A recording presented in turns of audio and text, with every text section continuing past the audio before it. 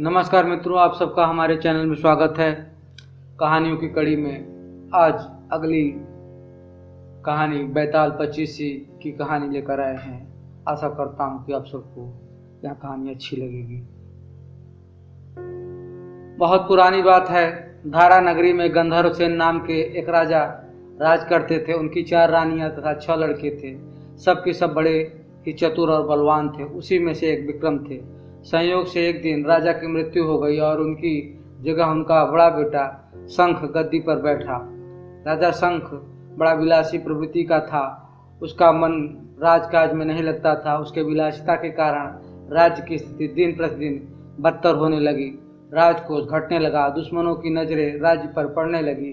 प्रजा के साथ ही सभी मंत्रीगण चाहते थे कि विक्रम राजा बने। विक्रम से भी राज्य की दुर्दशा देखी नहीं जाती थी। सभी लोग विक्रम के साथ थे। एक दिन कुछ सिपाहियों की मदद से विक्रम ने उसे मार डाला और स्वयं राजा बना। उसका राज्य दिनों दिन बढ़ता गया और वह सारे जम्बूद्वीप भारत का राजा बन बैठा। एक दिन उसके मन में आया कि उसे घूमकर सैर करनी चाहिए और जिन देशों के नाम उसने सुने हैं उन्हें देखना चाहिए। सो वह गद्दी अपने छोटे भाई भर्तहरि को सौंप कर योगी बनकर राज्य से निकल पड़ा। धारा नगरी में एक ब्राह्मण तपस्या करता था। एक दिन देवता ने प्रसन्न होकर उसे एक फल दिया और कहा कि इसे जो भी खाएगा वह अमर हो जाएगा। ब्राह्मण ने वह फल लाकर अपनी पत्नी को दिया और देवताओं की बात भी बता दी। ब्राह्मणी बोली, हम अमर होकर क्या करेंगे? हमेशा भीख मांगते रहेंगे। इसे तो मरना ही अच्छा है। तुम इस फल को ले जाकर राजा को दे आओ और बदले में कुछ धन ले आओ। यह सुनकर ब्राह्मण फल को लेकर राजा भर्तहरि के पास गया और सारा हाल कह सुनाया। भर्तहरि ने फल ले लिया और ब्राह्मण को 1 लाख मोहरे देकर विदा कर दिया। भर्तहरि अपनी एक रानी को बहुत चाहता था। उसने महल में जाकर वह फल उसी को दे दिया। रानी की मित्रता शहर कोतवाल से थी। उसने वह फल कोतवाल को दे दिया। कोतवाल एक वेश्या के पास जाया करता था। वह उस फल को उस वेश्या को दे आया। वेश्या ने सोचा यह फल तो राजा को खाना चाहिए। वह इसे खाकर सिर्फ पाप ही करेगा। राजा जीवित रहेगा तो सबका भला करेगा। वह उसे लेकर राजा भर्तहरि के पास गई और उसे दे दिया। भर्तहरि ने उसे बहुत सा धन दिया, लेकिन जब उसने फल को अच्छी तरह से देखा तो पहचान लिया। उसे बड़ी चोट लगी पर उसने किसी से कुछ कहा नहीं। उसने महल में जाकर रानी से पूछा कि तुमने उस फल का क्या किया? रानी ने कहा, मैंने उसे खा लिया। राजा ने वो फल निकाल कर दिखा दिया। रानी घबरा गई और उसने सारी बात सच सच कह दी। भर्तहरि ने पता लगाया तो उसे पूरी बात ठीक ठीक मालूम हो गई। वह बहुत दुखी हुआ। उसने सोचा यह दुनिया माया जाल है, इसमें अपना कोई नहीं है। वह फल लेकर बाहर आया और उसे धुलवा कर स्वयं खा लिया। फिर राजपाट छोड़ योगी का वेश बना जंगल में तपस्या करने चला गया। भर्तहरि के जंगल में चले जाने के से विक्रम की गद्दी सूनी हो गई। जब राजा इंद्र को यह समाचार मिला तो उन्होंने एक देव को धारा नगरी की रखवाली के लिए भेज दिया। वह देव रात दिन वहीं रहकर राज्य की रखवाली करने लगा। भर्तहरि ने राजपाट छोड़कर वन में चले जाने के बाद विक्रम को मालूम हुई तो वह लौटकर अपने देश आया। आधी रात का समय था। जब वह नगर में घुसने लगा तो देव ने उसे रोका। राजा ने कहा, मैं विक्रम हूँ, यह मेरा राज है, तुम रोकने वाले कौन होते हो? देव बोला, मुझे राजा इंद्र ने इस नगर की चौकसी के लिए भेजा है। तुम सच्चे राजा विक्रम हो तो आओ पहले मुझसे लड़ो, क्योंकि सिर्फ विक्रम ही मुझे हरा सकता है। दोनों में लड़ाई हुई। राजा ने जरा सी देर में देव को पछाड़ दिया। तब देव बोला, हे राजन, तुमने मुझे हरा दिया, मैं तुम्हें जीवन दान देता हूँ। इसके बाद देव ने कथा कही, राजन, एक नगर और एक नक्षत्र में तुम 3 आदमी पैदा हुए थे। तुमने राजा के घर में जन्म लिया, दूसरे ने तेली और तीसरे ने कुम्हार के यहाँ। तुम यहाँ का राज करते हो। तेली पाताल में राज करता है और साथ ही वह महान साधक भी था। अपनी शत्रुता का लोभ के कारण कुम्हार ने योग साध कर तेली को मारकर शमशान में पिशाच बना पीपल के पेड़ से लटका दिया है। अब वह तुम्हें मारने की फिराक में है, उसे सावधान रहना। इतना कहकर देव चला गया और राजा महल में आ गया। राजा को वापस आया देख सबको बड़ी खुशी हुई। नगर में आनंद मनाया गया। विक्रम फिर राज करने लगा। एक दिन की बात है कि शांतिशील नाम का एक योगी विक्रम के पास दरबार में आया और उसे एक फल देकर चला गया। विक्रम को आशंका हुई कि देव ने जिस आदमी को बताया था कहीं यहाँ वहीं तो नहीं है। यह सोचकर उसने फल नहीं खाया, भंडारी को दे दिया। योगी आता और राजा को एक फल दे जाता। संयोग से एक दिन विक्रम अपना अस्तबल देखने गए।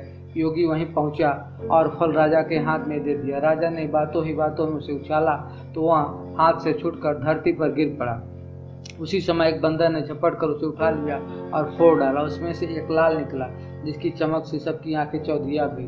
विक्रम को बड़ा अचरज हुआ। उसने योगी से पूछा, आप यह लाल मुझे रोज क्यों दे जाते हैं? योगी ने जवाब दिया, महाराज, राजा, गुरु, ज्योतिषी, वैद्य और बेटी, इनके घर कभी खाली हाथ नहीं जाना चाहिए। विक्रम ने भंडारी को बुलाकर पीछे के सब फल मंगवाए। कटवाने पर सब में से एक एक लाल निकला। इतने लाल देखकर राजा को बड़ा हर्ष हुआ। उसने जौहरी को बुलवाकर उनका मूल्य पूछा। जौहरी बोला, महाराज, ये लाल इतने कीमती हैं कि इनका मोल करोड़ों रुपए में भी नहीं आंका जा सकता। एक एक लाल एक एक राज्य के बराबर है। यह सुनकर विक्रम योगी का हाथ पकड़कर गद्दी पर ले गया। बोला, योगीराज, आप सुनी हुई बुरी बातें दूसरों के सामने नहीं कही जाती। विक्रम उसे अकेले में ले गए और उनसे फल देने का प्रयोजन पूछा। वहां जाकर योगी ने कहा, महाराज, बात यह है कि गोदावरी नदी के किनारे मसान में मैं एक मंत्र सिद्ध कर रहा हूँ। उसके सिद्ध हो जाने पर मेरा मनोरथ पूरा हो जाएगा। तुम एक रात मेरे पास रहोगे तो मंत्र सिद्ध हो जाएगा। एक दिन रात को हथियार बांधकर तुम अकेले मेरे पास आ जाना। विक्रम ने कहा, अच्छी बात है, यदि मेरी उपस्थिति से आपका मनोरथ पूरा होता है तो मैं जरूर रहूँगा। इसके उपरांत योगी दिन और समय बतलाकर अपने मठ में चला गया।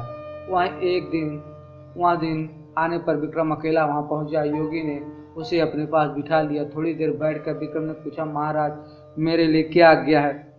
योगी ने कहा, राजन, यहाँ से दक्षिण दिशा में 2 कोस की दूरी पर मसान में एक पीपल के पेड़ पर एक मुर्दा लटका है। उसे मेरे पास ले आओ, तब तक मैं यहाँ पूजा करता हूँ। यह सुनकर राजा वहाँ से चल दिया। बड़ी भयंकर रात थी। चारों ओर अंधेरा फैला था। पानी बरस रहा था। भूत प्रेत शोर मचा रहे थे। सांप आकर पैरों में लिपटते थे, लेकिन विक्रमादित्य हिम्मत से आगे बढ़ते गए। जब राजा मसान में पहुंचा तो देखता क्या है कि शेर दहाड़ रहे हैं, हाथी चिघाड़ रहे हैं, भूत प्रेत आदमियों को मार रहे हैं। विक्रम बेधड़क चलता गया और पीपल के पेड़ के पास पहुंच गया। पेड़ जड़ से फुनगी तक आग से दहक रहा था। राजा ने सोचा, हो न हो यह वही योगी है जिसकी बात देव ने बताई थी। पेड़ पर रस्सी से बंधा मुर्दा लटक रहा था। राजा पेड़ पर चढ़ गया और तलवार से रस्सी काट दी। मुर्दा नीचे गिर पड़ा और दहाड़ मार कर रोने लगा। विक्रम ने नीचे आकर पूछा, तू कौन है? विक्रम का इतना कहना था कि मुर्दा खिलखिला कर हंस पड़ा। विक्रम को बड़ा अचरज हुआ। तभी वह मुर्दा फिर पेड़ पर जाकर विक्रम लटक गया। विक्रम फिर चढ़कर ऊपर गया और रस्सी काटते ही मुर्दे को बगल में दबा नीचे आया। बोला, बता तू कौन है? मुर्दा चुप रहा। तब विक्रम ने उसे एक चादर में बांधा और योगी के पास ले चला। रास्ते में वह मुर्दा बोला, मैं बेताल हूँ, तू कौन है और मुझे कहाँ ले जा रहा है? विक्रम ने कहा, मेरा नाम विक्रम है, मैं धारा नगरी का राजा हूँ, मैं तुझे योगी के पास ले जा रहा हूँ। बेताल बोला, मैं एक शर्त पर चलूँगा, अगर तू रास्ते में बोलेगा तो मैं लौटकर फिर पेड़ पर जा लटकूँगा। विक्रम ने उसकी बात मान ली। फिर बेताल बोला, पंडित, चतुर और ज्ञानी, इनके दिन अच्छी बातों में बीतते हैं, जबकि मूर्खों के दिन कला और नींद में। अच्छा होगा कि हमारी राह भली बातों की चर्चा में बीत जाए। मैं तुझे कहानी सुनाता हूँ, लेकिन तुम हाँ भी नहीं करना, नहीं कोई प्रश्न। इसके बाद बेताल ने अपनी कहानी आरंभ की और दोस्तों, यहीं से बेताल पच्चीसी की कहानी शुरू होती है। पच्चीसी इसलिए कहते हैं कि बेताल ने एक ही रात में 24 कहानियाँ सुनाई तथा अंतिम कहानी उस धूर्त योगी की है, जिसके कारण पूरे 25 कहानियों का संग्रह बेताल पच्चीसी कहलाता है। इसका संकलन आदरणीय सोमदेव जी ने किया है। विक्रम और बेताल की कहानी भाग 1। पाप किसको लगा? काशी में प्रताप मुकुट नाम का राजा राज्य करता था। उसके वज्र मुकुट नाम का एक बेटा था। एक दिन राजकुमार दीवान के लड़के को साथ लेकर शिकार खेलने जंगल गया। घूमते घूमते उन्हें तालाब मिला। उसके पानी में कमल खिले थे और हंस किलोल कर रहे थे। किनारे पर घने पेड़ थे जिन पर पक्षी चहचहा रहे थे। दोनों मित्र वहां रुक गए और तालाब के पानी में हाथ मुंह धोकर ऊपर महादेव के मंदिर पर गए। घोड़ों को उन्होंने मंदिर के बाहर बांध दिया। वे मंदिर में दर्शन करके आए तो देखते क्या है कि तालाब के किनारे कोई राजकुमारी अपनी सहेलियों के साथ स्नान करने आई है। दीवान का लड़का तो वहीं एक पेड़ के नीचे बैठा रहा, पर राजकुमार से न रहा गया। वह आगे बढ़ गया। राजकुमार ने उसकी ओर देखा तो वह उस पर मोहित हो गया। राजकुमारी भी उसकी तरफ देखती रही। फिर उसने किया क्या कि जूड़े में से कमल का फूल निकाला, कान से लगाया, दांत से कुतरा और पैर के नीचे दबाया और फिर छाती से लगा अपनी सखियों के साथ चली गई। उसके जाने पर राजकुमार निराश हो अपने मित्र के पास आया और सब हाल सुनाकर बोला, मैं इस राजकुमारी के बिना नहीं रह सकता हूँ, पर मुझे न तो उसका नाम मालूम है न ठिकाना, वह कैसे मिलेगी। दीवान के लड़के ने कहा, राजकुमार अब इतना घबराए नहीं, वह सब कुछ बता गई। राजकुमार ने पूछा, कैसे? वह बोला, उसने कमल का फूल सिर से उतार कर कानों से लगाया तो उसने बताया कि मैं कर्नाटक की रहने वाली हूँ। दांत से कुतरा तो उसका मतलब था कि मैं दंतावत राजा की बेटी हूँ। पाँव से दबाने का अर्थ कि मेरा नाम पद्मावती है, और छाती से लगाकर उसने बताया कि मेरे दिल में बस गए हो। इतना सुनना था कि राजकुमार खुशी से फूल उठा, बोला, अब मुझे कर्नाटक देश में ले चलो। दोनों मित्र वहाँ से चल दिए। घूमते फिरते सैर करते दोनों कई दिन बाद वहाँ पहुँची। राजा के महल के पास गए तो एक बुढ़िया अपने द्वार पर बैठी चरखा काटती मिली।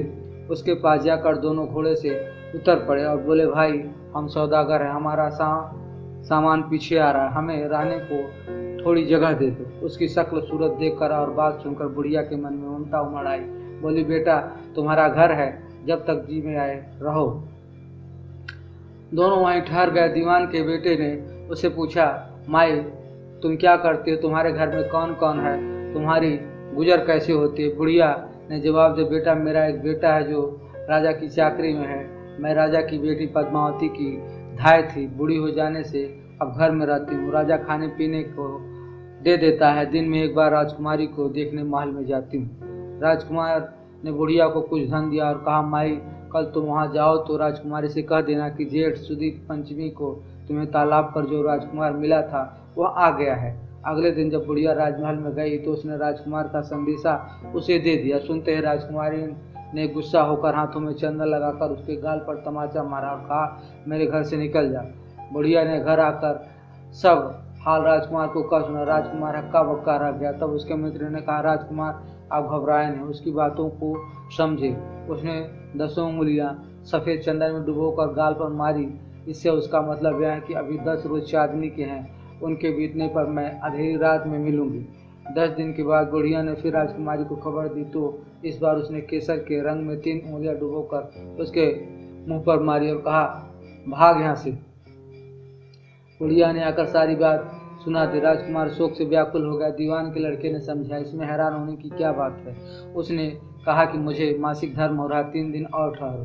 3 दिन बीतने पर बुढ़िया फिर वहां पहुंची। इस बार राजकुमार ने उसे फटकार कर पश्चिम की खिड़की से बाहर निकाल दिया। उसने आकर राजकुमार को बता दिया। सुनकर दीवान का लड़का बोला, मित्र उसने आज रात को तुम्हें उस खिड़की की राह पर बुलाया है। मारे खुशी का राजकुमार उछल पड़ा। समय आने पर उसने बुढ़िया की पोशाक, पानी, इत्र लगाया, हथियार बांधे। दोपहर रात बीतने पर वह महल में जा पहुंचा और खिड़की से होकर अंदर पहुंच गया। राजकुमारी वहां तैयार खड़ी थी। वह उसे भीतर ले गई। अंदर का हाल देखकर राजकुमार की आंखें खुली रह गई। एक से एक बढ़कर चीजें थी। रात भर राजकुमार राजकुमारी के साथ रहा। जैसे ही दिन निकलने को आया, राजकुमारी ने राजकुमार को छिपा दिया और रात होने पर फिर बाहर निकाल लिया। इस तरह कई दिन बीत गए। अचानक एक दिन राजकुमार को अपने मित्र की याद आई। उसे चिंता हुई कि पता नहीं उसका क्या हुआ होगा।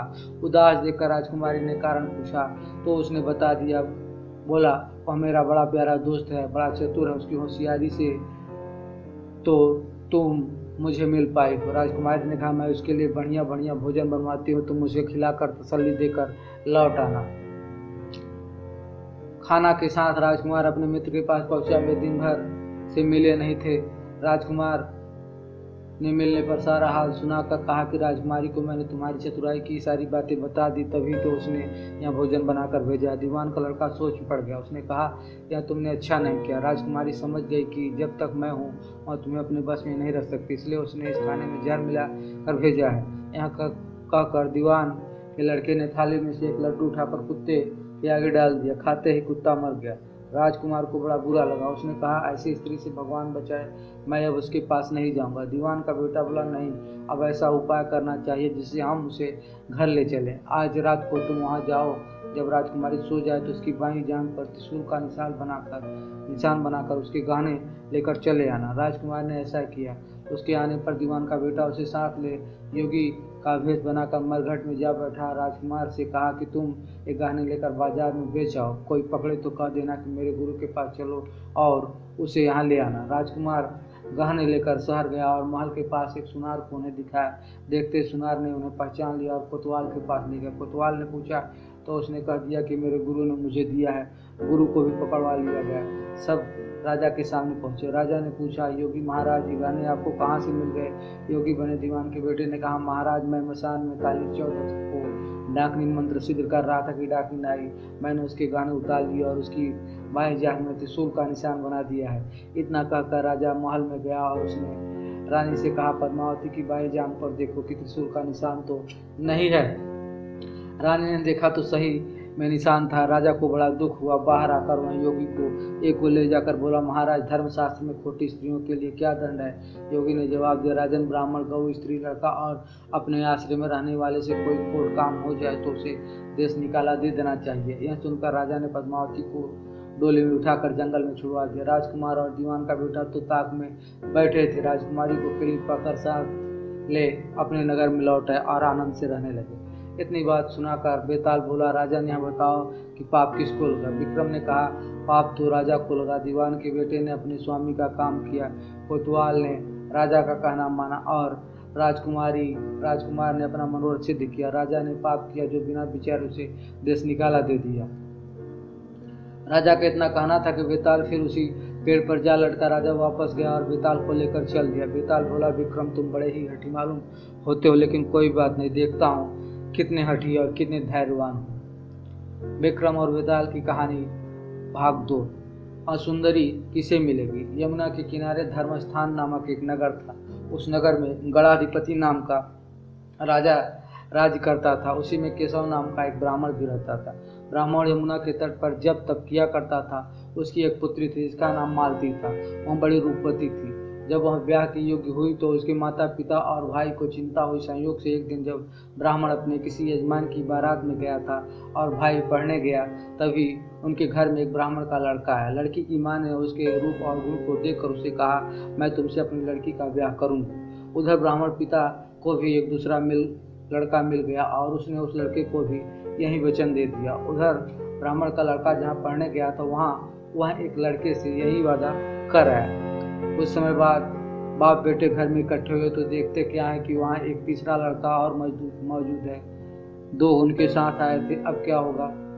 ब्राह्मण, उसका लड़का और ब्राह्मणी बड़े सोच में पड़ गए। दयोग से हुआ क्या कि लड़की को सांप ने काट लिया और वह मर गए। उसके बाद भाई और तीनों लड़कों ने बड़ी भाग दौड़ की। जहर झाड़ने वालों को बुलाया पर कोई नतीजा न निकला। सब अपनी अपनी करके चले गए। दुखी होकर वे उस लड़की को शमशान ले गए और क्रियाकर्म कराए। तीनों लड़कों में से एक ने तो उसकी हड्डियां चुन ली और फकीर बनकर जंगल में चला गया।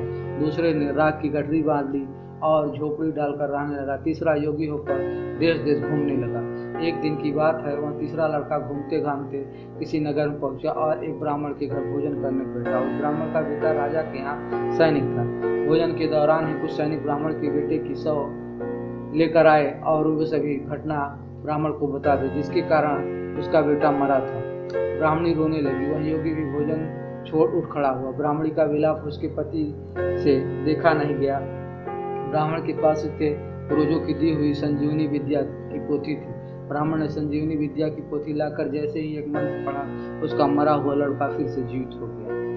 यह देखकर वह योगी सोचने लगा कि अगर यह पोथी मेरे हाथ पड़ जाए तो मैं उस लड़की को फिर से दिला सकता हूँ। इसके बाद उसने भोजन किया और वहीं ठहर गया। जब रात को सब खा पी कर सो गए तो वह योगी चुपचाप पोथी लेकर चल दिया। जिस स्थान पर उस लड़की को जलाया गया तो वहां जाकर उसने देखा कि दूसरे लड़के वहां बैठे बातें कर रहे हैं।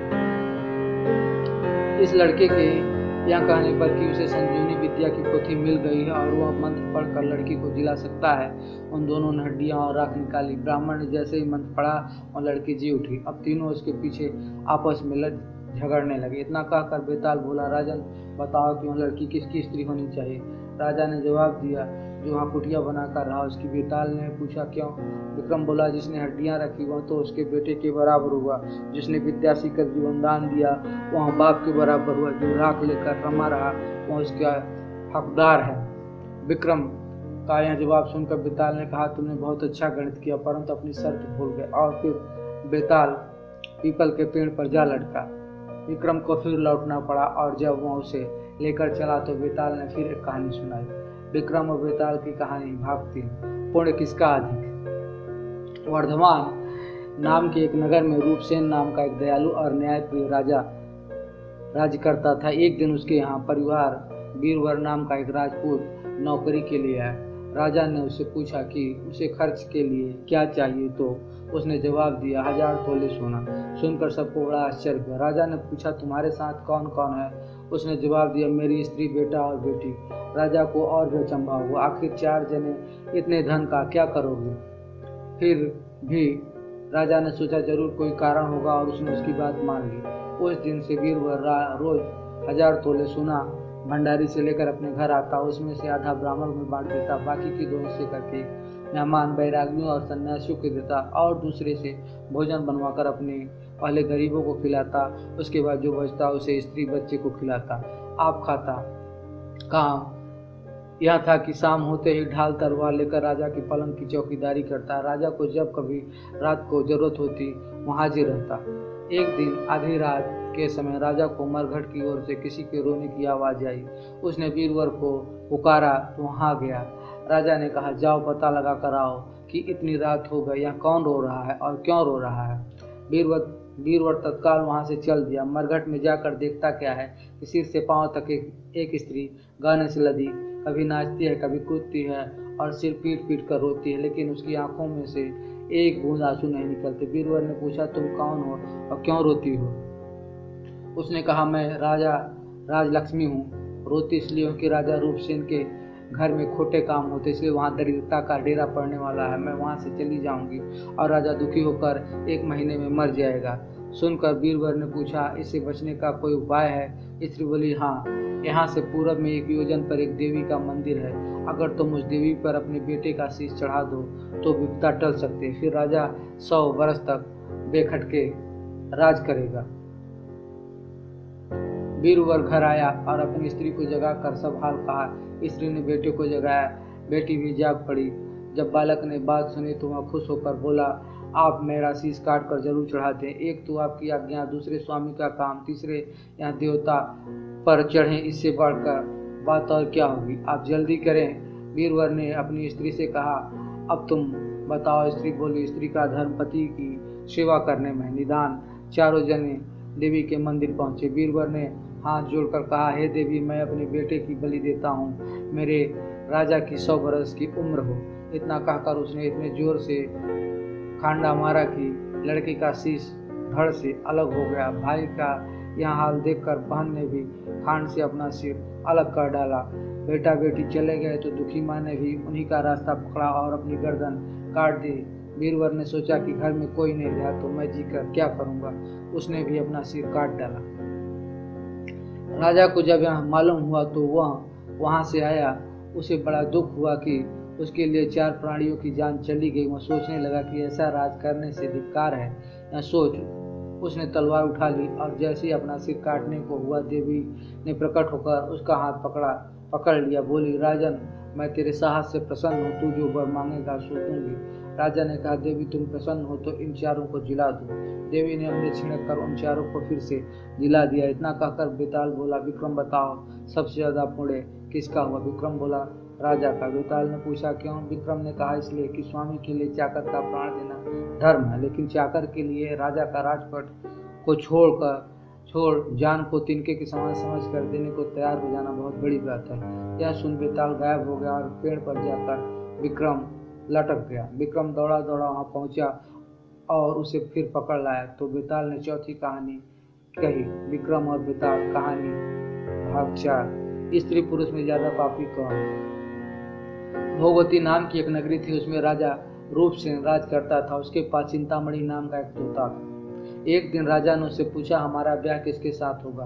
तोते ने कहा, मगध देश के राजा की बेटी चंद्रावती के साथ होगा। राजा ने ज्योतिषी को बुलाकर पूछा, तुझसे भी यही बात कहा। उधर मगध देश की राजकन्या के पास एक मैना थी, उसका नाम था मदन मंजरी। एक दिन राजकन्या ने उससे पूछा कि मेरा विवाह किसके साथ होगा? तो उसने कह दिया, भोगवती नगर के राजा रूपसेन के साथ। इसके बाद दोनों का विवाह हो गया। रानी के साथ उसकी मैना भी आ गई। राजा रानी ने तोता मैना का ब्याह करके उन्हें एक पिंजरे में रख दिया। एक दिन की बात है कि तोता मैना में बहस हो गई। मैना ने कहा, आदमी बड़ा पापी है, दगाबाज और अधर्मी होता है। तोते ने कहा, स्त्री झूठी, लालची और हत्यारी होती है। दोनों का झगड़ा बढ़ गया। तो राजा ने कहा, क्या बात है, तुम आपस में लड़ते क्यों? मैना ने कहा, महाराज, मर्द बड़े बुरे होते हैं। इसके बाद मैना ने एक कहानी सुनाई। इलाहापुर नगर में महाधन नाम का एक सेठ रहता था। विवाह के बहुत दिनों के बाद उसके घर एक लड़का पैदा हुआ। सेठ ने उसका बड़ी अच्छी तरह से लालन पालन किया, पर लड़का बड़ा होकर जुआ खेलने लगा। इस बीच सेठ मर गया। लड़के ने अपना सारा धन जुए में खो दिया। जब पास में कुछ न बचा तो वह नगर छोड़कर चंद्रपुरी नामक नगरी में जा पहुंचा। वहां हेमगुप्त नाम का साहूकार रहता था।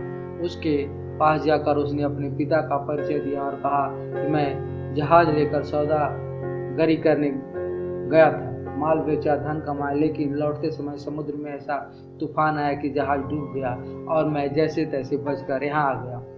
उस सेठ की एक लड़की थी, रत्नावती। सेठ को बड़ी खुशी हुई कि घर बैठे इतना अच्छा लड़का मिल गया। उसने उस लड़के को अपने घर में रख लिया और कुछ दिन बाद अपनी लड़की से विवाह कर दिया। दोनों वहीं रहने लगे। अंत में एक दिन वहां से विदा हुए। सेठ से बहुत सा धन दिया और एक दासी को उनके साथ भेज दिया। रास्ते में एक जंगल पड़ता था। वहां का लड़के ने स्त्री से कहा, यहाँ बहुत डर है, तुम अपने गहने उतार कर मेरी कमर में बांध दो। लड़की ने ऐसा ही किया। इसके बाद लड़के ने कहारों को धन देकर डोले को वापस करा दिया और दासी को मारकर कुएं में डाल दिया। फिर स्त्री को भी कुएं में पटक कर आगे बढ़ गया। स्त्री रोने लगी। एक मुसाफिर उधर से जा रहा था। जंगल में रोने की आवाज़ सुनकर वह वहां आया। उसने स्त्री को कुएं से निकालकर उसके घर पहुंचा दिया। स्त्री ने घर जाकर माँ बाप से कह दिया कि रास्ते में चोरों ने हमारे गहने छीन लिए और दासी को मारकर मुझे कुएं में ढकेल कर भाग गए। बाप ने उसे ढांढस बताया और कहा कि तू चिंता मत कर, तेरा स्वामी जीवित होगा और किसी दिन आ जाएगा। उधर वह लड़का जेवर लेकर शहर पहुंचा। उसे तो जुए की लत लगी थी। वह सारे गहने जुए में हार गया। उसकी बुरी हालत हुई तो वह फिर अपनी ससुराल चला गया। वहां पहुंचते ही सबसे पहले उसकी स्त्री मिली। वह बड़ी खुश हुई। उसने पति से कहा, आप कोई चिंता न करें, मैंने यहाँ आकर दूसरी ही बात कही है। जो कहा था वह उसने बता दिया। सेठ अपने जमाई से मिलकर बड़े प्रसन्न हुए और उन्होंने उसे बड़ी अच्छी तरह घर में रखा। कुछ दिन बाद एक रोज जब वह लड़की गहने पाने सो रही थी, उसने चुपचाप छुरी से उसे मार डाला और उसके गहने लेकर चंपत हो गया। मैना बोली, महाराज, यह सब मैंने अपनी आंखों से देखा, ऐसा पापी होता है। राजा ने तोते से कहा, अब तुम बताओ, स्त्री क्यों बुरी होती है? इस पर तोते ने यह कहानी सुनाई। कंचनपुर में सागर दत्त नाम का एक सेठ रहता था। उसके श्री दत्त नाम का एक लड़का था। वहां से कुछ दूर पर एक और नगर था, श्री विजयपुर। उसमें सोमदत्त नाम का एक सेठ रहता था। उसके एक लड़की थी जिसका नाम जयश्री था। वह श्री दत्त को ब्याही थी। ब्याह के बाद श्री दत्त व्यापार करने परदेश चला गया। 12 बरस हो गए और वह न आया तो जयश्री व्याकुल होने लगी। एक दिन वह अपनी अटारी पर खड़ी थी कि एक आदमी उसे दिखाई दिया। उसे देखते ही वह उसपर मोहित हो गई। उसने उसे अपनी सखी के घर बुलवाया। रात होते ही वह उस सखी के घर चली जाती और रात भर वहां रहकर दिन निकलने से पहले ही लौट आती है। इस तरह बहुत दिन बीत गए। इस बीच एक दिन उसका पति परदेश से लौट आया। स्त्री बड़ी दुखी हुई। अब वह क्या करे? पति हारा थका था। जल्दी ही उसकी आंख लग गई और स्त्री उठकर अपने दोस्त के पास चली गई। रास्ते में एक चोर खड़ा था। वह देखने लगा स्त्री कहाँ जाती। धीरे धीरे वह सहेली के मकान पर पहुंची। चोर भी पीछे पीछे गया। संयोग से उस आदमी को सांप ने काट लिया था और वह मरा पड़ा था। स्त्री ने समझा सो रहा है। वहीं आंगन में पीपल का एक पेड़ था जिस पर एक पिशाच बैठा है, लीला देख रहा था। उसने उस आदमी के शरीर में प्रवेश करके अपनी काम पिपासा मिटाई और उत्तेजित होकर उसने उस स्त्री की नाक काट ली और फिर उस आदमी की देह से निकलकर पेड़ पर जा बैठा। स्त्री रोती हुई अपनी सहेली के पास गई। सहेली ने कहा, तुम अपने पति के पास जाओ और वहां बैठकर रोने लगो। कोई पूछे तो कह देना कि पति ने नाक काट ली। उसने ऐसा ही किया। उसका रोना सुनकर लोग इकट्ठे हो गए। आदमी जाग उठा, उसे सारा हाल मालूम हुआ तो वह बड़ा दुखी हुआ। लड़की के बाप ने कोतवाल को खबर दे दी। कोतवाल उन सबको राजा के पास ले गया। लड़की की हालत देखकर राजा को बड़ा गुस्सा आया। उसने कहा, इस आदमी को सूली पर लटका दो।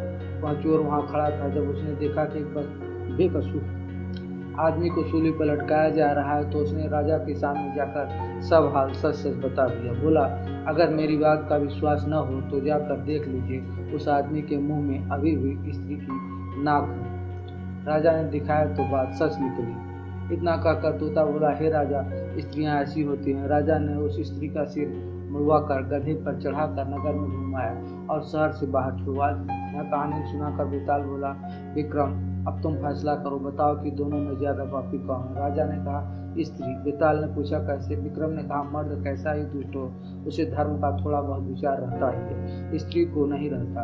अब चोर को ही देखो, वह इन दोनों से ज्यादा दुष्ट है। पर जब उसने एक बेकसूर आदमी को मरते देखा तो उससे नहीं रह गया और उसने अपनी परवाह किए बगैर राजा को सब बात बता दी। इसलिए स्त्री ही अधिक पापी है। राजा को इतना कहते बेताल फिर पेड़ पर जा लटका। विक्रमादित्य लौट कर गया और उसे पकड़ कर लाया। फिर बेताल ने राजा को चालाकी से अपनी शर्तों में फंसाकर एक और कहानी सुनाई। विक्रम और बेताल की कहानी भाग 5। श्रेष्ठ वर कौन है? मगध देश में महाबल नाम का एक राजा राज करता था, जिसके महादेवी नाम की बड़ी सुंदर कन्या थी। वह द्वितीय रूपवती थी। जब विवाह योग्य हुई तो राजा को बहुत चिंता होने लगी। बहुत से राजकुमार आए, लेकिन राजकुमारी को कोई पसंद न आया। राजा ने सोचा, जो राजकुमार शक्तिशाली और गुणवान होगा उसी से राजकुमारी का विवाह होगा। एक दिन राजकुमार राज दरबार में आया और बोला, मैं राजकुमारी का हाथ मांगने आया हूँ। राजा ने कहा, मैं अपनी लड़की को उसे दूंगा जिसमें सब गुण होंगे। राजकुमार ने कहा, मेरे पास एक ऐसा रथ है जिस पर बैठकर जहाँ चाहो घड़ी भर में पहुँच जाओगे। राजा बोला, ठीक है, कुछ दिन इंतजार करें, मैं राजकुमारी से पूछकर बताता हूँ। फिर एक दिन एक और राजकुमार आया। उसने कहा, मैं त्रिकालदर्शी, मैं भूत, वर्तमान और भविष्य तीनों की बातें बता सकता हूँ। राजा ने उसे भी इंतजार करने को कहा। कुछ दिन बाद एक और राजकुमार आया। जब राजा ने उससे पूछा कि आप में क्या गुण है, तब उसने कहा, मैं धनुर्विद्या में निपुण हूँ, धनुष चलाने में मेरा कोई मुकाबला नहीं कर सकता। इस तरह 3 वर इकट्ठे हो गए। राजा सोचने लगा कि कन्या एक है, राजकुमार 3 है, तीनों ही सुंदर और गुणवान है, क्या करे। इस बीच एक राक्षस आया और राजकुमारी को उठाकर विंध्याचल पहाड़ पर ले गया। तीनों वरों में जो त्रिकालदर्शी था, राजा ने उससे पूछा तो उसने बता दिया कि एक राक्षस राजकुमारी को उड़ा ले गया है और वह विंध्याचल पहाड़ पर है। दूसरे ने कहा, मेरे रथ पर बैठकर चलो, जरा सी देर में वहां पहुंच जाएंगे। तीसरा बोला, मैं शब्द भेदी तीर चलाना जानता हूँ, राक्षस को मार गिराऊंगा। वे सब रथ पर चढ़कर विंध्याचल पहुंचे और राक्षस को मारकर राजकुमारी को बचा लाए। इतना कहकर बेताल बोला, हे राजा न्याय विक्रम, अब तुम न्याय करो, बताओ क्यों राजकुमारी इन तीनों में से किसको मिलनी चाहिए। राजा ने कहा, जिसने राक्षस को मारा उसको मिलनी चाहिए, क्योंकि असली वीरता तो उसी ने दिखाई, बाकी दो ने तो सिर्फ मदद की। राजा का इतना कहना था कि बेताल फिर पेड़ पर जा लटका और राजा जब उसे लेकर आया तो रास्ते में बेताल ने फिर एक कहानी सुनाई। विक्रम और बेताल की कहानी भाग 6। पत्नी किसकी हो? धर्मपुर नाम की नगरी थी, उसमें धर्मशील नाम का एक राजा राज करता था। उसके अंधक नाम का दीवान था। एक दिन दीवान ने कहा, महाराज, एक मंदिर बनवाकर देवी को बिठाकर पूजा की जाए तो बड़ा पुण्य मिलेगा। राजा ने ऐसा ही किया। एक दिन देवी ने प्रसन्न होकर उससे वर मांगने को कहा। राजा के कोई संतान नहीं थे। उसने देवी से पुत्र मांगा। देवी बोली, अच्छी बात है, तुझे बड़ा प्रतापी पुत्र प्राप्त होगा। कुछ दिन बाद राजा को एक लड़का हुआ। सारे नगर में बड़ी खुशी मनाई गई। एक दिन एक धोबी अपने मित्र के साथ उस नगर में आया। उसकी निगाह देवी के मंदिर में पड़ी।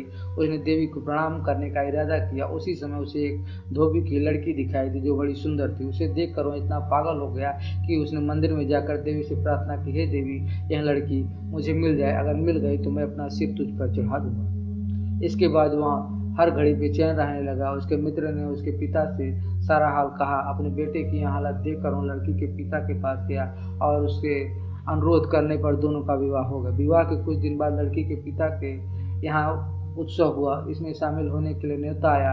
मित्र को शांत देकर धोबी और उसकी पत्नी चले। रास्ते में उसे देवी का मंदिर पड़ा तो धोबी को अपना वादा याद आ गया। उसने मित्र और स्त्री को थोड़ी देर रुकने को कहा और स्वयं जाकर देवी को प्रणाम करके इतने जोर से तलवार मारी उसका सिर धड़ से अलग हो गया। देर हो जाने पर जब उसका मित्र मंदिर के अंदर गया तो देखता क्या है कि उसके मित्र का सिर धड़ से अलग पड़ा है। उसने सोचा कि यह दुनिया बड़ी बुरी है और कोई यहाँ तो समझेगा नहीं कि इसने अपने आप शीश चढ़ाया है। सब यही कहेंगे कि इसकी सुंदर स्त्री को हड़पने के लिए मैंने इसकी गर्दन काट दी, इससे कहीं मर जाना अच्छा है। यहाँ सोचकर उसने तलवार लेकर अपनी गर्दन उड़ा दी। उधर बाहर खड़ी स्त्री हैरान हो गई तो हम मंदिर के भीतर गई। देखकर चकित रह गई, सोचने लगी दुनिया कहे कि यह बुरी औरत होगी इसलिए दोनों को मारा है, इस बदनामी से मर जाना अच्छा है। यह सोचकर उसने तलवार उठाई और जैसे ही गर्दन पर मारनी चाहिए कि देवी ने प्रकट होकर उसका हाथ पकड़ लिया और कहा, मैं तुझ पर प्रसन्न हूँ, जो चाहो सो मांगो। स्त्री बोले, हे देवी, इन दोनों को जिंदा कर दो। देवी ने, अच्छा, तुम दोनों के सिर मिलाकर रख दो। घबराहट में स्त्री ने सिर जोड़े तो गलती से एक का सिर दूसरे की धड़ पर लगा दिया। देवी ने दोनों को जिला दिया। अब वे दोनों आपस में झगड़ने लगे। एक कहता कि यह मेरी स्त्री है, दूसरे कहता कि मेरी। इतना कहानी सुनने के बाद बेताल रुक गया। कुछ देर बाद बेताल बोला, हे राजन, बताओ यह स्त्री किसकी हो? राजा ने कहा, नदियों में गंगा उत्तम है, पर्वतों में सुमेरु, वृक्षों में कल्प वृक्ष और अंगों में सिर, इसलिए जिस शरीर पर पति का सिर लगा हो वही पति होना चाहिए। इतना कहकर बेताल फिर पेड़ पर जा लटका। राजा उसे फिर लाया तो उसने अगली कहानी कही, विक्रम और बेताल की कहानी, भाग 7। सज्जनता किसकी अधिक। मिथिलावती नाम की एक नगरी थी। उसमें गुणदीप नाम का एक राजा राज्य करता था। वह बड़ा ही प्रतापी और यशस्वी था। उसे शिकार खेलने का बड़ा शौक था। एक दिन राजा शिकार खेलने चला। सैनिक भी साथ छोड़ दिए। चलते चलते राजा एक घने वन में पहुंचा। कुछ ही देर बाद राजा को एक मृग दिखाई दिया। वह उसके पीछे चल पड़ा। हिरण का पीछा करते करते राजा के सैनिक उससे बिछड़ गए। राजा जंगल के बीचों बीच पहुंच गया, लेकिन हिरण पकड़ में नहीं गया। राजा ने पीछे मुड़कर देखा, दूर दूर तक कोई नहीं था। उसके नौकर चाकर, सैनिक, मंत्री सब बिछड़ गए थे। देखो विक्रम, भाग का खेल देखो। राजा उस डरावनी जंगल में भी निडर था, लेकिन उसे एक बात बड़ी बेचैन कर रही थी, वह थी भूख प्यास के कारण राजा का बुरा हाल था। तभी एक लकड़हारे ने राजा को टोका। राजा ने जब उसे सुनसान जंगल में मनुष्य की आवाज सुनी तो बहुत प्रसन्न हुआ। राजा के पूछने पर लकड़हारे ने बताया, वह इस वन में लकड़ी काटने आता है। उसने राजा को भूखा देख अपना भोजन राजा को दिया। राजा अपनी त्रास मिटाने लगा और दोनों में बातचीत शुरू हुई। राजन, सज्जनता हर मनुष्य को एक दूसरे की मदद करने के लिए प्रेरित करती है और 6 बातें आदमी को हल्का करती। खोटे नर की प्रीति, बिना कारण हंसी, स्त्री से विवाद, असज्जन स्वामी की सेवा, गधे की सवारी और बिना संस्कृति की भाषा। और हे राजा, ये 5 चीजें आदमी के पैदा होते ही विधाता उसके भाग्य में लिख देता है, आयु, कर्म, धन, विद्या और यश। राजन, जब तक आदमी का पुण्य उदय रहता है तब तक उसके बहुत से दास रहते हैं। जब पुण्य घट जाता है तो भाई भी बैरी हो जाता है। पर एक बात है, स्वामी की सेवा अकारक नहीं जाती, कभी न कभी फल मिल ही जाता है। यह सुन राजा के मन पर बड़ा असर हुआ। जंगल से निकलने के बाद उस लकड़हारे को अपने साथ ले राजा नगर में लौट आया। राजा ने उसे अपने यहाँ सिपलहार बना लिया, उसे बढ़िया बढ़िया कपड़े और गहने दिए।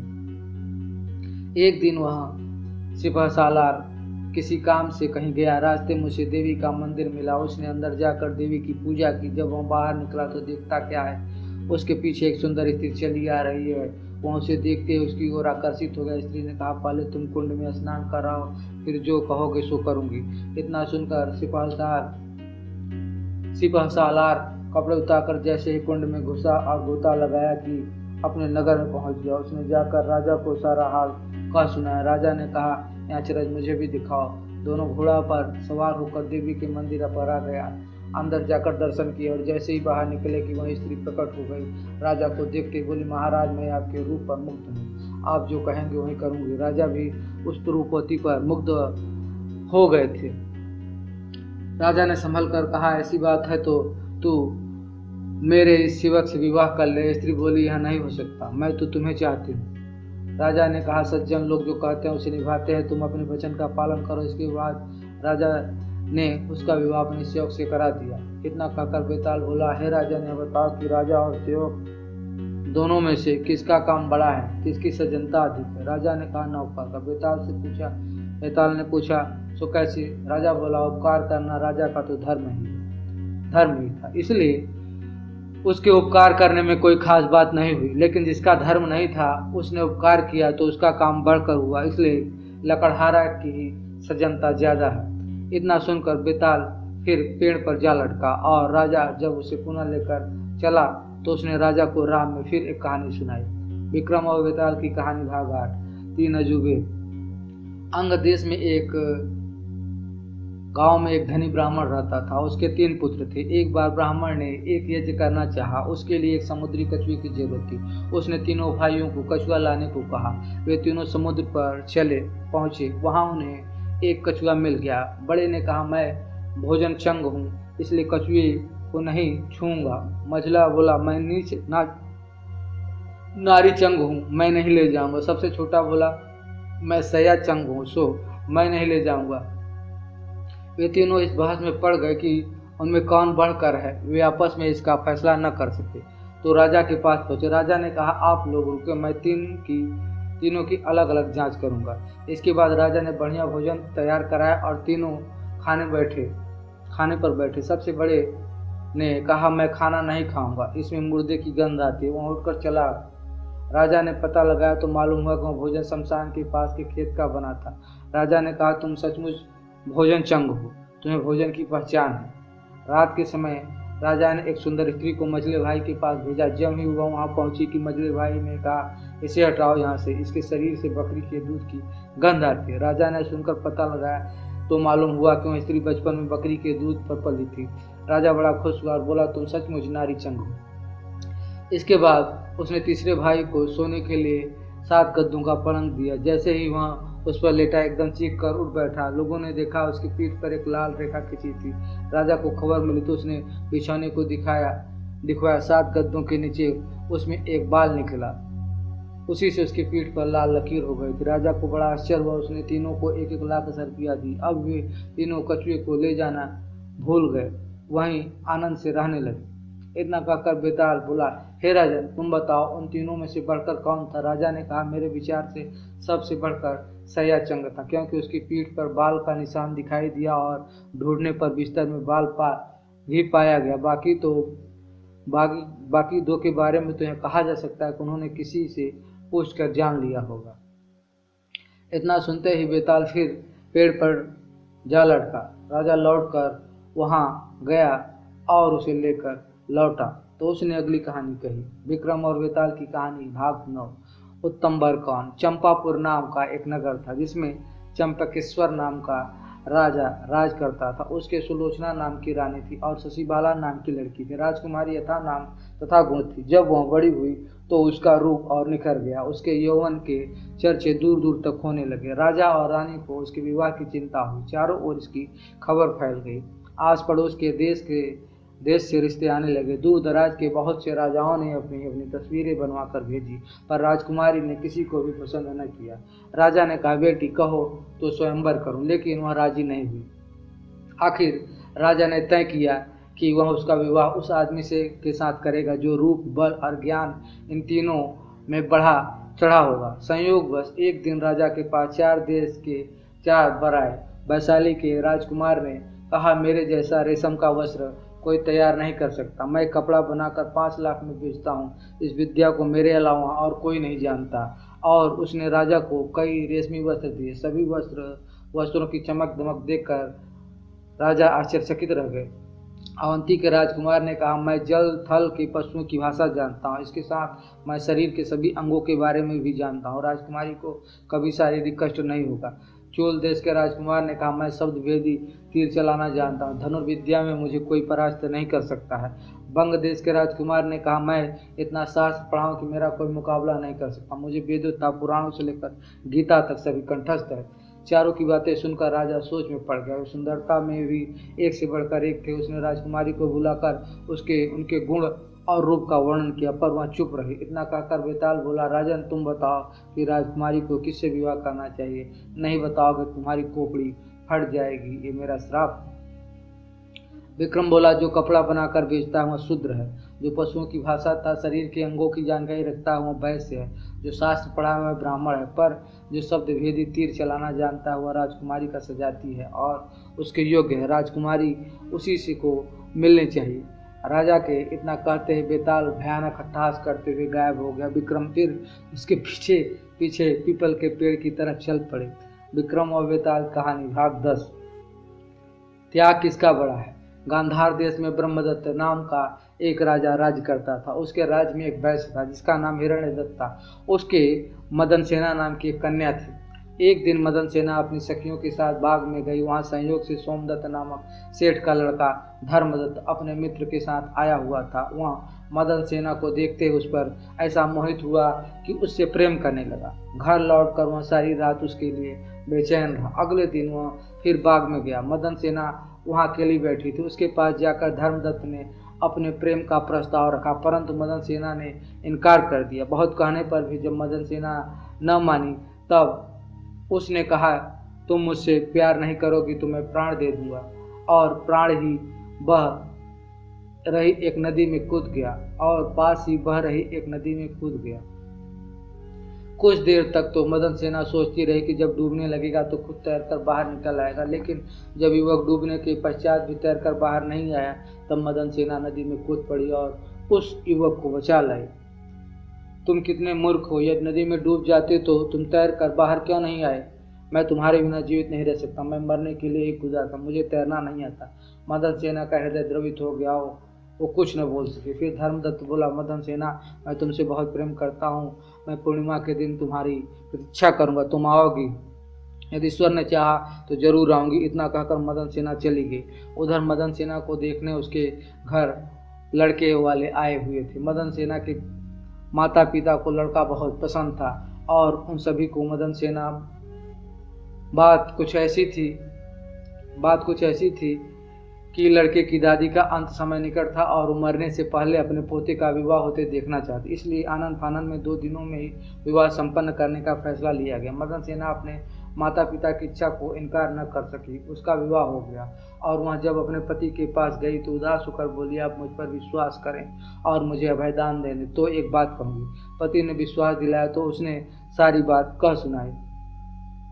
सुनकर पति ने उसे चरित्रहीन समझा और उसे मन ही मन त्याग कर उसने जाने की आज्ञा दे दी और उसके पीछे पीछे चल पड़ा। मदन सेना अच्छे अच्छे कपड़े और गहने पहनकर चली। रास्ते में उसे एक चोर मिल गया।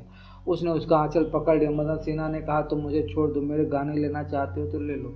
चोर बोला, मैं तुम्हें चाहता हूँ। मदन सेना ने उसे सारा हाल कहा, पहले मैं वहाँ जाऊँ तब तुम्हारे पास आऊँगी। चोर ने उसे छोड़ दिया और वह भी उसके पीछे पीछे चल पड़ा। मदन सेना धर्मदत्त के पास पहुंची। उसे देखकर वह बड़ा खुश हुआ और उसने पूछा, तुम अपने पति से बचकर कैसे आए। मदन सेना ने सारी बात सच सच कह दी। धर्मदत्त पर उसका बड़ा गहरा असर पड़ा। उसे मदन सेना के साथ समय बिताना अच्छा नहीं लग रहा था। उसने मदन सेना को समझाकर वापस उसे घर जाने को कहा। मदन सेना चल पड़ी। फिर वहाँ चोर के पास आए। चोर सब कुछ जानकर बड़ा प्रभावित हुआ और उसे अपने आप पर ग्लानि महसूस हुई। उसने मदन सेना को बिना कुछ किए जाने दिया। इस प्रकार मदन सेना सबसे बचकर पति के पास आई। पति ने भी सारा हाल देख लिया। वह बहुत प्रसन्न हुआ और उसके साथ आनंद से रहने लगा। इतना कहकर बेताल बोला, बताओ विक्रम, बताओ अब तुम्हारा न्याय क्या कहता है। पति, धर्मदत्त और चोर, इनमें से कौन अधिक त्यागी है। विक्रम ने कहा, जो त्याग बिना स्वार्थ के किया जाता वही सच्चा त्याग कहलाता है। चोर का त्याग ही सबसे बड़ा त्याग है। मदन सेना का पति तो उसे दूसरे आदमी पर रुझाने वाले होने से त्याग देता है। धर्मदत्त उसे इसलिए छोड़ता है कि उसका मन बदल गया था। फिर उसे यह डर भी रहा कि कहीं उसका पति उसे राजा से कहकर दंड न दिलवा दे, लेकिन चोर का किसी को पता न था। फिर भी उसने उसे छोड़ दिया, न तो गहने ही लिया, इसलिए वह उन दोनों से अधिक त्यागी था। राजा का यह जवाब सुनकर बेताल बोला, तुम सच में बड़े न्यायी हो, तुम्हारा न्याय विश्व में अमर होगा। और फिर पेड़ पर जा लटका। राजा विक्रमादित्य फिर उसके पीछे तेज कदमों से चल पड़े। विक्रम और बेताल की कहानी भाग 11। कोमलता किसकी अधिक। विक्रम एक बार फिर बेताल को पेड़ से उतार कर योगी के पास चल पड़े। कुछ देर चलने के बाद बेताल बोला, विक्रमादित्य तुम भी बड़े हठी हो, कोई बात नहीं, तुम भी ज्ञानी मैं भी ज्ञानी, इस कारण मार्ग में चुप रहना शोभा नहीं देता। विक्रम कुछ नहीं बोला। अच्छा, मैं तुम्हें कहानी सुनाता हूँ जिससे रात जल्दी कट जाए, ध्यान से सुनना।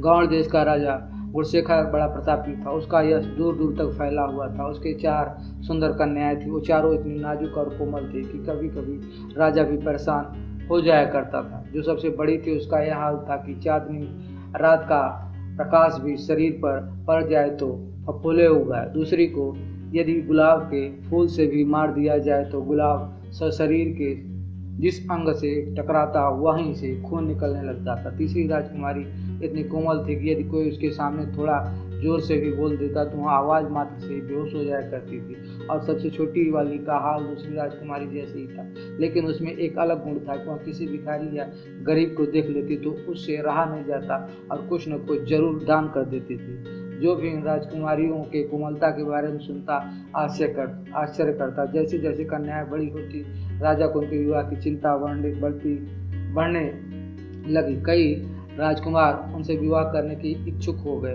राजा सोचते यदि इनका विवाह कर दिया जाए तो ये चारों इस कठोर संसार में रह भी पाएंगी या नहीं। पहले वो हमेशा छांव में रहा जाता। दूसरी था सबसे छोटी राजकुमारी को बहुत ही हल्के कपड़े और गहने दिए जाते थे, फिर भी उन्हें भारी लगता था। तीसरी के पास सामने बोलना तो दूर, पैर की आवाज़ भी न होने पाती थी। इतनी कथा सुनकर बेताल चुप हो गया। कुछ देर बाद बेताल ने पूछा, महाराज बताइए, उन चारों राजकुमारियों में से सबसे ज्यादा कोमल कौन थी? विक्रम चुप रहे। तब बेताल बोला, विक्रम, यदि तुम उत्तर जानते हुए भी अपना न्याय मुझे नहीं बताओगे तो मैं योग बल से तुम्हारे धर को शरीर से अलग कर दूंगा। विक्रम मजबूर थे। उन्होंने कहा, बेताल, यदि कोमलता की बात की जाए तो शरीर की कोमलता से ज्यादा मन की कोमलता महत्व रखती है। उन चारों में सबसे कोमल छोटी राजकुमारी थी, जिसमें शारीरिक कोमलता के साथ साथ मन की कोमलता भी थी। राजा के इतना कहते बेताल अपने आप को राजा के बंधन से छुड़ाकर फिर से भाग खड़ा हुआ और राजा फिर मसान में चल पड़े। और जब वह उसे लेकर चले तो उसने एक और कहानी सुनाई, विक्रम और बेताल की कहानी, भाग 12। आखिर मंत्री क्यों मरा? एक समय की बात है, पुण्यपुर नामक राज्य में यशकेतु नाम का राजा राज करते थे। उनका सत्यवड़ी नाम का बड़ा समझदार कर्मठ और चतुर मंत्री था, परंतु राजा बड़ा विलासी था। राज्य का सारा बोझ मंत्री पर डालकर वहाँ भोग में पड़ गया। एक दिन की बात है, राजा के दरबार में चित्रकार आया। उसने एक से बढ़कर एक सुंदर और आकर्षक चित्र राजा को दिखाए, जिसे देखकर राजा उन पर चित्रों पर मुग्ध हो गया। उसने चित्रकार के कला पर प्रसन्न होकर उसे सोने के तौल दिया और ढेर सारा इनाम दिया। सभी दरबारी कला पारखी राजा की जय जयकार करने लगे, लेकिन मंत्री को बहुत दुख हुआ। राजा की दानशीलता और भोग विलासिता में अधिक व्यय के फलस्वरूप राजकोष का धन दिन प्रतिदिन घटने लगा। प्रजा राजा से निराश हो गई। मंत्री ने जब देखा कि राजा के साथ सब जगह उसकी भी निंदा होती तो उसका मन कुछ उचट गया। उसने मन को शांत करने के लिए तीर्थ यात्रा पर जाने की सोची और राजा से आज्ञा लेकर वहाँ तीर्थ यात्रा पर चला गया। एक दिन सत्यमणि घूमते हुए समुद्र तट पर जा पहुंचा और वहीं ठहर गया। आधी रात के समय वह क्या देखता है कि समुद्र से एक सुंदर वृक्ष निकल रहा है। वह वृक्ष अद्भुत रोशनी से जगमगा रहा था। उस पर हीरे मोती के फल लगे हुए थे। उसकी मोटी मोटी शाखाओं पर रत्न से जुड़ा एक पलंग बिछा था। उन पर एक रूपवती कन्या बैठी बीड़ा बजा रही थी। इस दिव्य चमत्कार को देखकर उसके आश्चर्य का ठिकाना न रहा। थोड़ी देर बाद वह रूपवती कन्या गायब हो गई, पेड़ भी नहीं रहा। मंत्री बड़ा चकित हुआ। मंत्री ने अपने नगर में लौटकर राजा को सारा हाल का सुना। इस बीच इतने दिनों तक राज्य को चलाकर राजा सुधर गया था और उसने विलासिता छोड़ दी थी। मंत्री की कहानी सुनकर राजा उस सुंदरी को पाने के लिए बेचैन उठा और राज्य का सारा काम मंत्री को सौंप कर तपस्वी का भेष बनाकर वहीं पहुंचा।